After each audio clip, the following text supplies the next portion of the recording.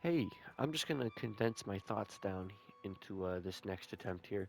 I wanted to just do like a raw yap session, but it's very uninteresting.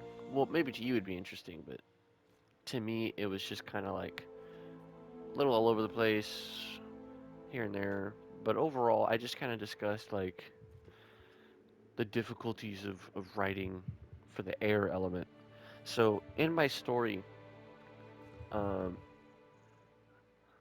spoiler alert, I do plan on having more than just two elements or four elements.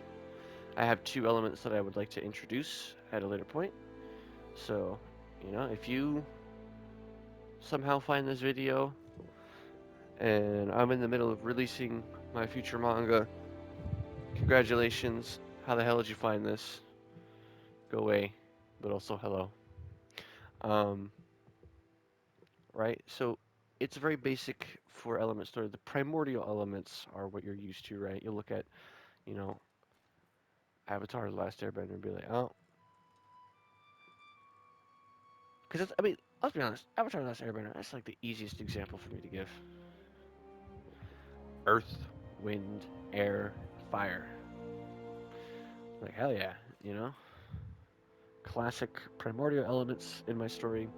And then I have some two pretty fun elements that I would love to introduce. I will not talk about them. I probably have at some point in a previous video if you're that curious.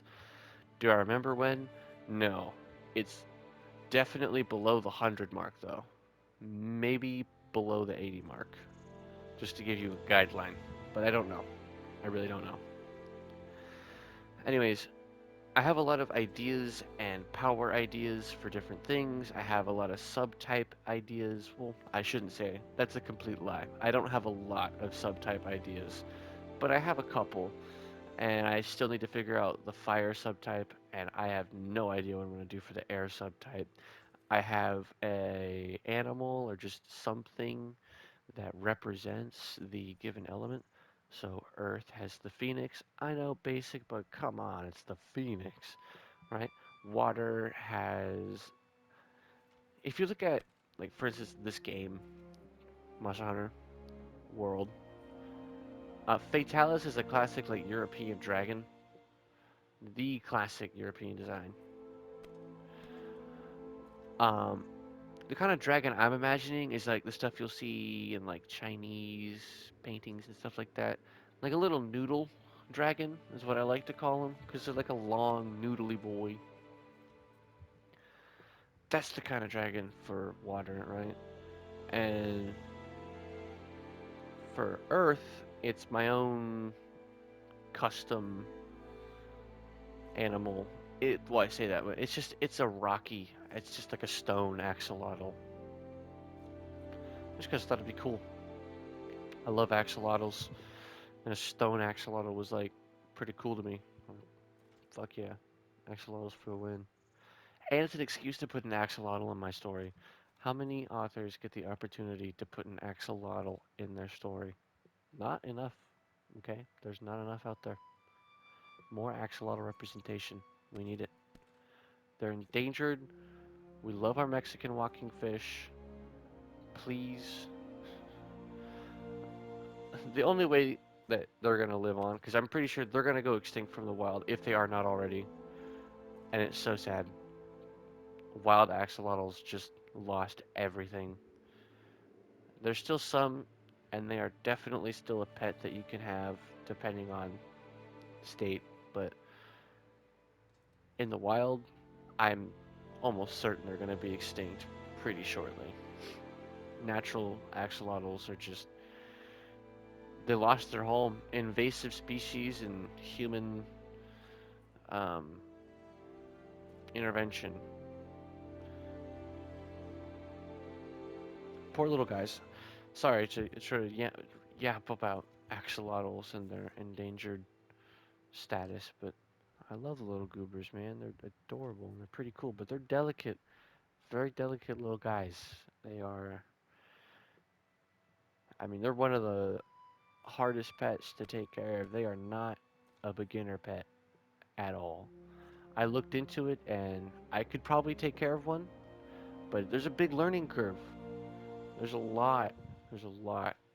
And they are,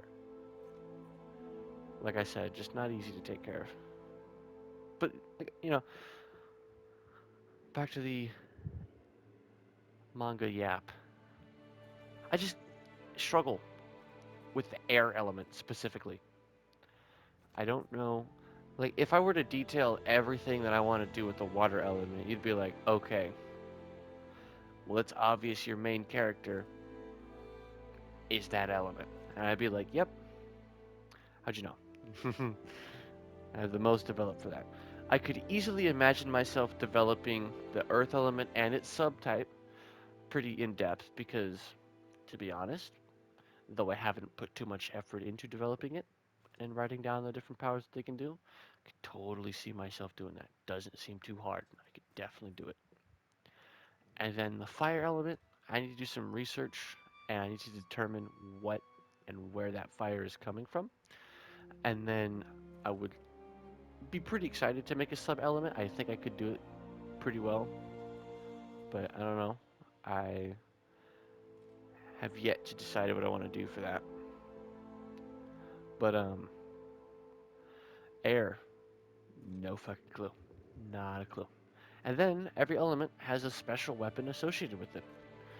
The water element is a spear, not too dissimilar to the one currently on my character's back right now as we speak. Insect glaive. Obviously, it wouldn't actually look just like that, but kind of similar. The idea is there. A spear. And then Earth uses a modified halberd. So you'll see like an axe, a pickaxe, and then like a spear point. Mine is a little more hammer-like. It's a little more blunt, so it has a hammer and a pick and then a spear point still, but it's a little heavier, a little thicker on the head of the modified halberd, as I like to call it.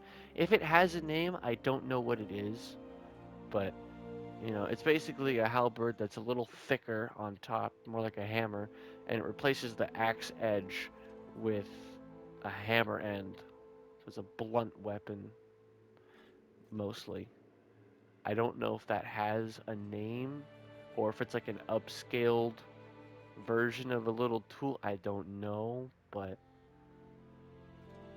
I just label it a modified halberd. And the fire element has a dual blade situation. If we're talking about Monster Hunter. Now, dual blades in Monster Hunter are pretty big swords. The swords in my story would not be that big, but they'd be sizable. They're not like daggers or anything like that. They're definitely like bigger blades, but they're not they're not that big, you know. And like a cool fact about all of these weapons is they also correlate to their animal. So Earth, it correlates to the tail of the axolotl. It's a bit of a stretch. It's the one that stretches the most amount of logic.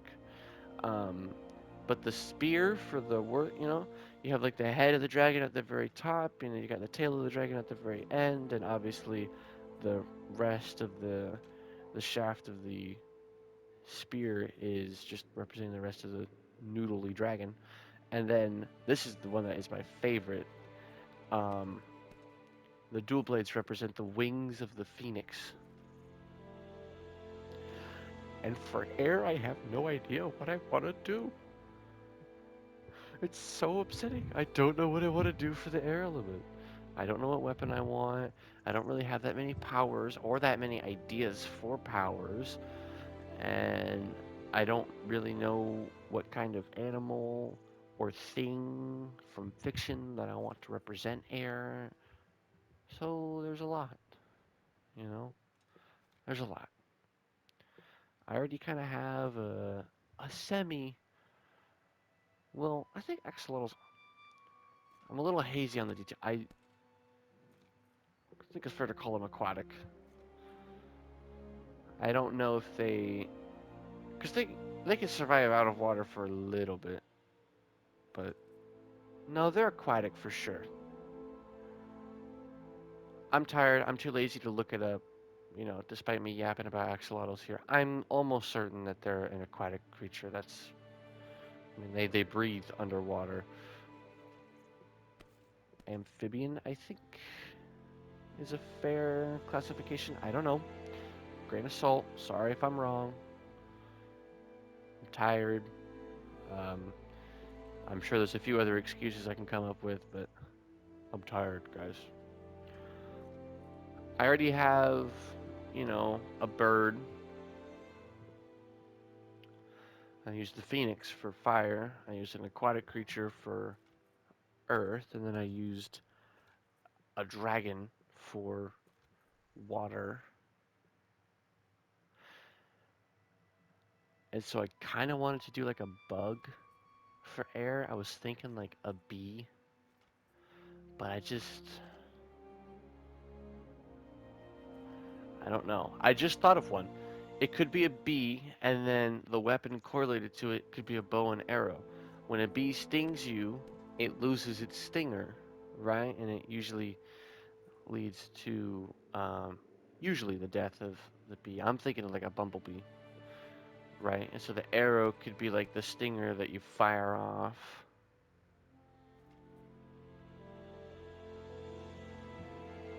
I could maybe do that. Maybe. I've been toying with the idea of a bow and arrow for a little bit. Better than the hand fan idea. I thought about using hand fans, because you'll see like I forget. I'm sure it has its own unique name as a weapon, but you'll see like a hand fan that has like blades attached to it, and those are definitely a thing. But overall, I just was like, really, fans, air, come on, that's pretty basic here. We're scraping some pretty low-hanging fruit from the tree with that kind of idea, you know. But I don't know, maybe. I've also been toying with the idea of a bumblebee, and I just put two and two together for like the stinger leaving the bee, the arrow firing from the bow. I'm starting to like that idea the more I think about it, guys. Still, no fucking clue what to do for the subtype, and no idea for the power system. Like, I can develop fire.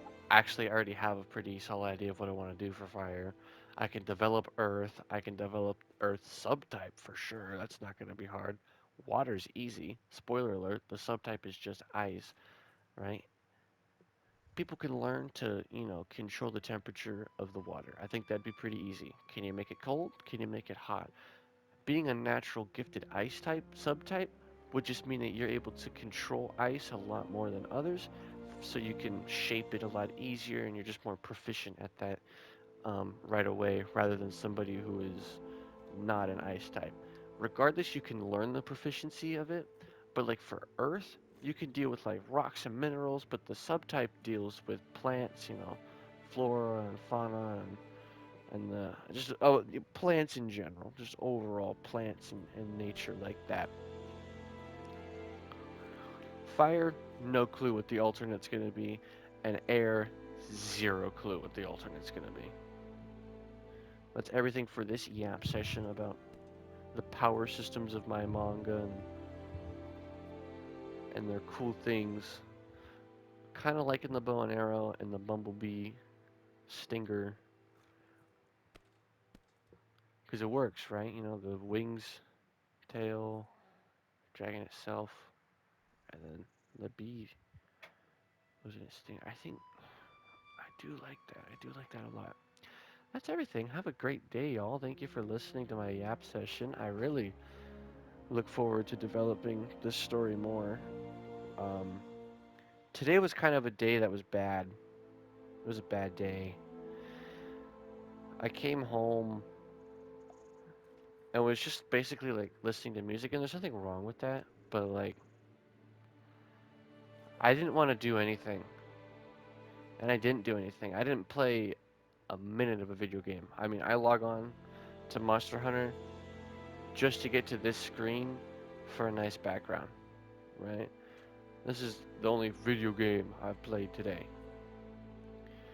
Nothing on my phone. I just watched some videos and listened to music. I didn't really do shit today after I came home from work.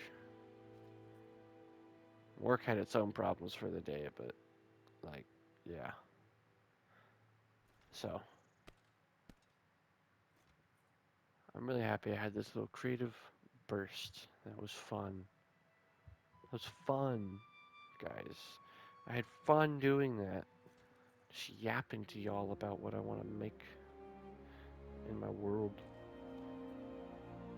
I should do this more. It was like a little unscripted, right? This was attempt number 2. Attempt number 1 was just me yapping about everything and then giving you a bunch of context that probably wasn't needed, but I'm such a context-driven individual. Like I hate when people don't understand, and I especially hate like I'll even change the word. I dislike when people don't understand what I'm saying, and I hate when people misinterpret what I'm saying and don't listen to me. I hate that. So I like to give context, and then I give context to the context if I feel it's needed. You can imagine. And then giving all these different contexts sometimes derails me, and then I start yapping about different things, and it's not fun. Like I'm doing right now, telling you about my context. Ironically, giving you context about the context about why I like content. You see what I'm saying? Okay, I'm gonna finish this out now. Bye bye. Good night and good luck, ladies and gentlemen.